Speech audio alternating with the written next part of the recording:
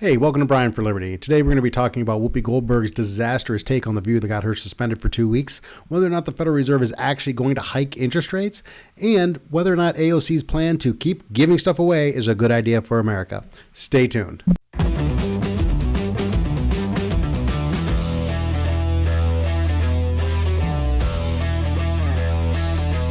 Now, Whoopi Goldberg is not a person I think I would have a lot ideologically in common with. But this point, this specific point, really hits home for me because it goes back to my conversation on critical race theory. This isn't about race, but of course the Holocaust was. What's the point here? What am I trying to get at in a roundabout kind of way is what she says is man's inhumanity towards man. And yes, the Holocaust was about race. It was about the Germans thinking that they were the superior race. But we will use anything in the right set of circumstances to differentiate ourselves from those who we don't like or dislike. Or if you see a maniacal leader like an Adolf Hitler trying to rise to power on a wave of populism, he's going to use whatever tools, whatever fear, whatever anger he can use to rally support behind him. In his case, obviously, the target was the Jewish people living in Germany. But can we pretend for a second that if the Jews weren't in Germany, Hitler's going to be satisfied to live out his life as an artist? Of course not. He'll find something else. This is the danger, to me, of critical race theory, of limiting this conversation down to a conversation between black and white, because that's not the issue. The issue is that humanity will always seek to find a way to separate themselves, to find differentiating factors, and make those people we disagree with less sympathetic, and in some circumstances, maybe just a little less human. And we do this to ourselves, and we're doing it right now, where we are labeling the left and the right and the Republicans and the Democrats and the vaxxed and the unvaxxed and all these different labels we're attaching to each other and this hostility we're building up for each other. And we've seen how this plays out. It doesn't have to be about race. Yes, the Germans and the Jews, and that was race-based. Of course it was. But it doesn't have to be. And that's what we need to teach. And that's where I talk about it. Critical race theory misses the mark because it doesn't teach that thing. It's very important for us not to draw these arbitrary distinctions between each other so that we have a justification for doing reprehensible things to each other. And that's where I think if there's a point she was making that might be valid, it's that point it's really about man's inhumanity to man and our ability to seek out a way to excuse that kind of behavior. Now, on to the Federal Reserve and inflation, which is on everybody's mind right now. I'm going to read this quick article from Yahoo Finance talking about whether the Federal Reserve is actually going to go ahead and raise interest rates. And I want you to pay attention. Again, one of the things I want to try and focus on this channel is language and how it's used to mislead, to gaslight, to make us think things that are fundamentally not really true. It may be appropriate for the Federal Reserve to raise interest rates. I'm going to bring the article up here.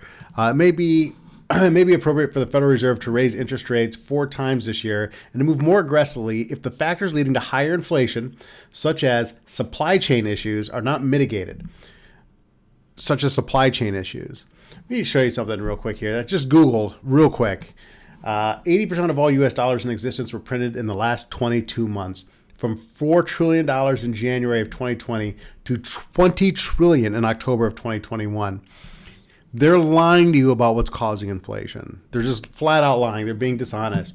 They are pumping so much money into the system. I talked about this at the beginning of the pandemic when Trump was president and they were trying to get the $2.5 trillion stimulus bill passed. This doesn't make any sense. Why are we passing a $2.5 trillion stimulus bill to stimulate what? An economy that we have ordered to be shut down. That doesn't make any sense. So the idea that supply chain issues are the issue with inflation, if that's what's causing inflation, you'll see Democrats coming out and say these greedy companies are marking up prices. That's what's causing inflation. No, that's not how the economy works. The way this works is the more dollars there are chasing the same amount of product, the higher the cost of that product becomes. And where we targeted inflationary policies in the past, such as supporting lending for homes, which led to the housing crisis, to the federal government underwriting and then taking over the student loan process, which has pushed college education costs through the roof. Now it's just been a global attempt to create a bubble in the entire economy by just printing and pushing money into the system. I said this back in 2020 at the beginning of the pandemic, and I said it almost feels like they're trying to destroy the dollar. It literally feels like they're trying to destroy the US dollar. There's no other excuse for this. I said then that we were going to be pushing $30 trillion in debt by the end of the Trump presidency. I was off a bit, but we just hit $30 trillion in debt a few days ago, maybe even yesterday. We crossed the $30 trillion threshold. So I want to make sure that people understand what's going on here. The value of your labor is being stolen. They are printing money at a record pace, and there's no signs at all that this is going to slow down. In fact, with Joe Biden and the Democrats trying to push this massive infrastructure bill, there's no reason to think it's not going to accelerate. And I say Joe Biden and the Democrats because they're in power now. But remember, we passed multi-trillion dollar spending packages while Trump was in office during the pandemic as well, which made no sense to put cash in people's hands while increasing unemployment when they didn't have any place to go and spend the money because the economy was ordered essentially state by state to shut down. So none of the economic things that the government has done have made any sense. And all of it has been, these are educated people. They knew it was going to lead to inflation. They knew this was going to happen. It feels very, very intentional to me. So right now I think 25 basis point increases this year is appropriate. But there's a lot of risk here. Keep in mind that the federal fund rate, I think right now is 0.08. It's nothing. Essentially, the Federal Reserve is handing money out for free. And historically, we've had interest rates. Let me flip this over. We've had interest rates that are, 5-6%. That is a reasonable interest rate. The market doesn't determine interest rates anymore. The Federal Reserve does that. But we've had higher interest rates in the past, and the economy has been able to survive. The problem is we've been transitioning our economy from one that functions through productivity to one that completely survives on debt. So when I ask the question, is the Federal Reserve going to raise interest rates? The answer is no. They may a 0.25 basis point increase here and there, but you're going to watch the market today. Watch the market today just fall flat on its face. This is all the threat of the cheap money being pulled away. The whole thing is built on a foundation of sand, and the Federal Reserve slowly raising interest rates or even signaling that they're going to reduce the fiscal support, the monetary policy support of the economy is a disaster. It's a great time to buy because while the Fed may raise rates a couple of times, they may start pulling support away, it will cause the next economic crisis, and the Federal Reserve will step right back in with more easy money policies right up until the point where the dollar absolutely collapses and loses all of its value. Now, we could potentially go on for decades before that happens. It could happen in 6 months. Anybody who's on here predicting this is when it's going to happen, that nobody knows when it's going to happen. But it is going to happen. You cannot print money forever and finance your debt and monetize your debt and think that that's going to work.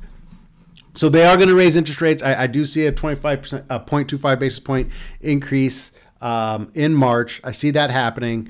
The market is going to sell off hard. They may do another slight increase after that. The market will continue to sell off. We'll be leading into a financial crisis, potentially a major recession.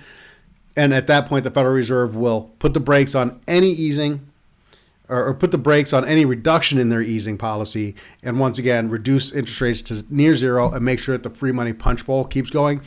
You're going to see large unemployment in the next few months. And again, you'll see federal government support putting money directly into the hands of the people because that's the only way to keep this all going until it comes unwound. And just as a side note, this is what makes me very concerned about what's going on in Russia and the Ukraine right now, because financial crises and unmanageable debt tend to lead to major warfare. And so that's what I see here. And so I talked about AOC, and I'm not even going to bring up I can bring it up, I guess.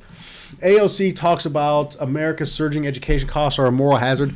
Though their policies, liberal policies, created the massive cost increase in college education, pumping money into the, and they know that that's the case. pumping money into education, making everybody eligible, just everybody deserves to go to a 4-year university, and let's get a bunch of 18-year-olds $100,000 in debt because that's a great idea. They know it was bad policy when they did it. The costs are continuing to surge. Forgiving the debt is just going to make the cost continue to increase. We went back to a real market policy when it comes to secondary education. Let banks actually properly price risk when it comes to lending so that an 18-year-old who's never had a job can't go $100,000 in debt. Eliminate the idea that, hey, go to school for 4 years and we'll forgive your debt down the road. Create an actual supply and a logical supply-demand situation when it comes to college education, and that'll bring costs down. That's not what they want to do, of course. They want people, and the only reason they want to forgive this debt, please keep this in mind. The only reason they want to forgive this debt is because these people are now not able, are now not able to go into further debt. They're not buying houses. They're not buying cars. They're not buying jewelry. You've heard the stories about millennials are destroying this part of the economy and that part of the economy. It's because they're burdened with all this student loan debt. And the federal government has got to figure out a way to get these people spending and get them in debt in another way. Because the debt for the student loan, that's already done. And when they come out and they tell you that the federal government owns the debt so they can just forgive it, that's also a lie. That falls under the taxpayer. The federal government does, in fact, own the debt. But it's not like they didn't pay for students to have an education. These student loans that the federal government handed out, these loans didn't come from a savings account that the federal government had. The federal government doesn't have a savings account. As I said earlier, we're $30 trillion in debt. So what does that mean? It means that money was borrowed into existence. So when the federal government tells all these graduates they don't have to pay their loans back, the incoming money that was going to offset the borrowing that the federal government did to pay for these educations in the first place, that incoming money goes away, and the full burden of those bonds that the government had to issue to borrow the money to pay for the education, that payment still will fall back onto the taxpayer. The debt doesn't go away, it just gets transferred to the taxpayer. So don't let anybody tell you that just because the money is owed to the federal government that they can simply forgive it and it goes away. It gets transferred to the taxpayer. It gets transferred to all of us, including these graduates who are going to live with the burden of this massive multi-trillion, $30 trillion in debt as part of their tax burden and their children's tax burden and their grandchildren's tax burden in perpetuity until this whole thing comes unwound. So no, giving away more free stuff is not a good idea. It's not good for the economy, and it's not going to do anything but drive up prices. So those are the things I wanted to hit on today. A short video, and I will be back. I'm going to try and get one of these videos out every single day. I've been battling a bit of an illness, but I'm going to try and increase my content creation and try and get a video out for you every single day. Please like, subscribe. If you really care for the content, share it.